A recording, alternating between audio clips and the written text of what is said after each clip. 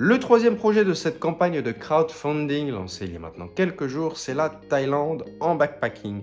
Mais pas n'importe quel endroit, le sud-ouest, que nous n'avons pour le moment pas exploré ensemble.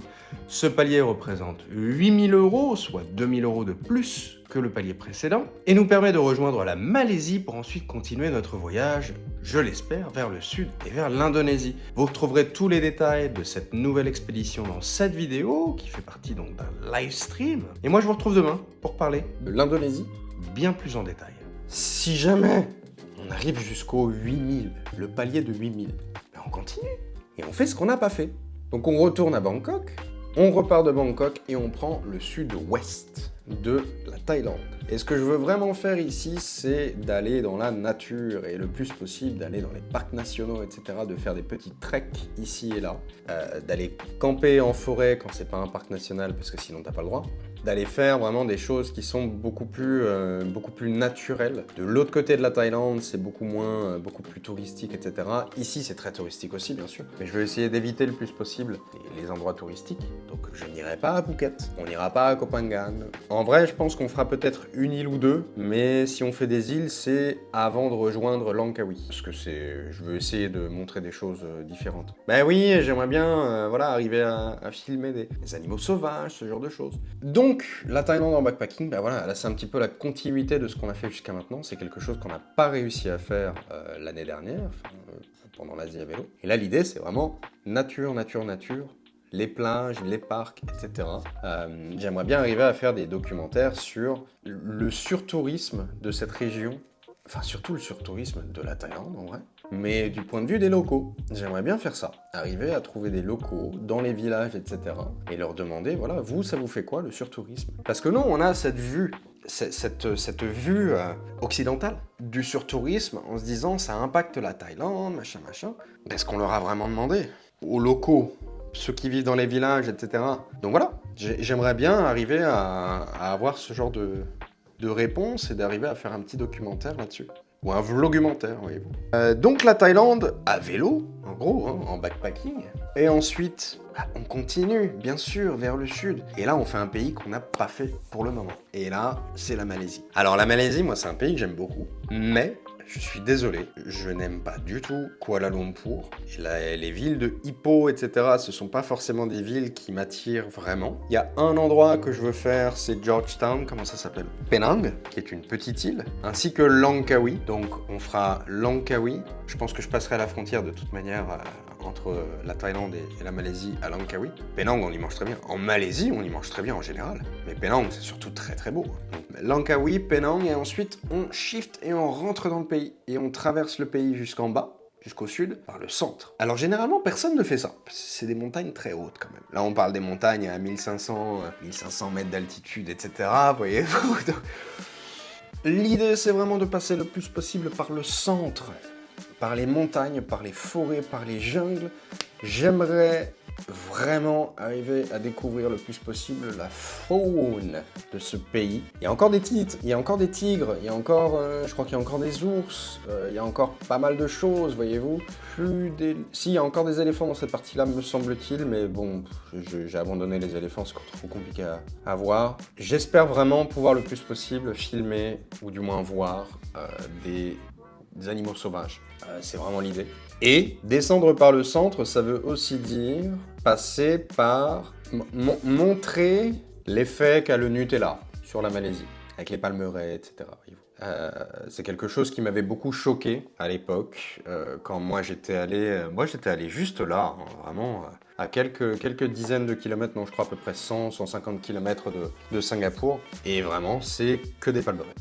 Alors c'est beau, une palmeraie c'est très très beau, vraiment des lignes très très alignées, c'est vraiment très très beau, très esthétique, mais c'est que des palmeraies. Et là on pourrait se dire, bah, on s'en fout de toute manière, ils enlèvent des arbres pour remettre des arbres. Ben non, parce que c'est enlever tout un écosystème pour remettre un écosystème qui n'est pas du tout adapté à la vie sauvage qui était présente à l'origine. Donc j'aimerais bien pouvoir montrer ça. Pareil, dans la manière d'un vlogumentaire, il y aura certains endroits, quelques dizaines, centaines de kilomètres sur lesquels il n'y aura pas du tout de réseau. Donc il n'y aura pas de stream à ces moments-là. Mais on devrait pouvoir streamer plus facilement, par exemple, qu'au Laos. Ça, c'est largement faisable.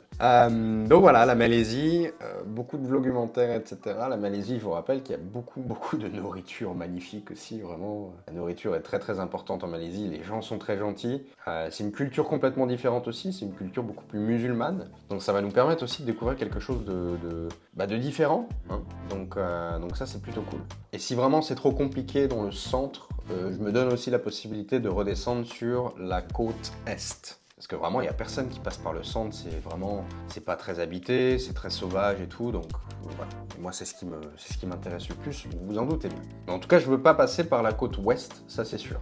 Après Georgetown, je veux pas continuer sur la côte ouest, ça ne m'intéresse pas. Ça, c'est pour la Malaisie. Donc, en vrai, 60 jours maximum, je pense que ça nous donne beaucoup de temps pour découvrir. Là, je pense qu'on prendra peut-être un petit peu plus notre temps en Malaisie, parce que ça va être très physique, beaucoup de montagnes, etc. Et après, en vrai, c'est largement jouable en 40 jours aussi, hein. Ça va dépendre de notre vitesse, des intempéries, voilà, de beaucoup de choses comme ça.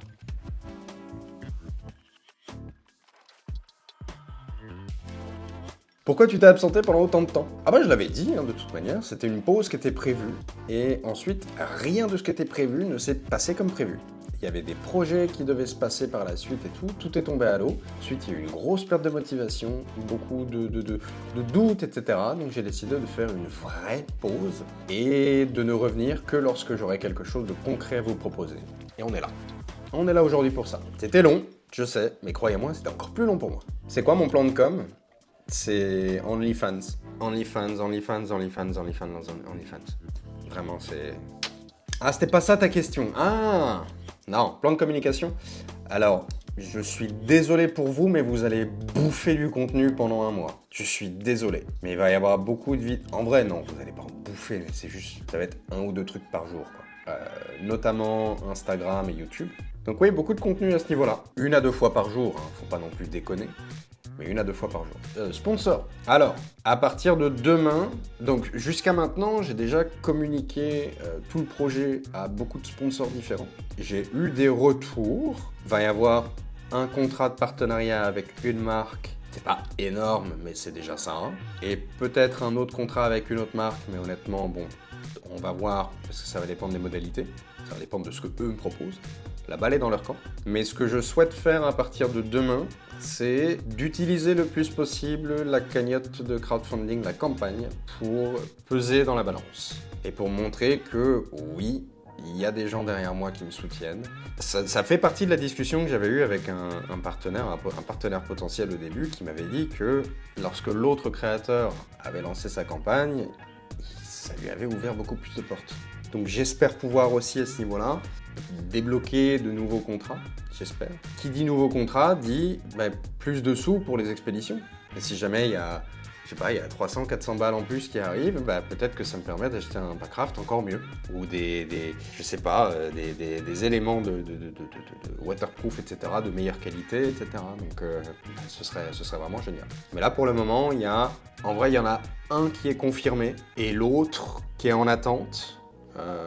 Mais encore une fois, c'est des petits contrats. Je suis un très petit influenceur, donc c'est pas non plus des milliers d'euros. Je suis pas Squeezie, hein. Et le clou du spectacle, mes enfants,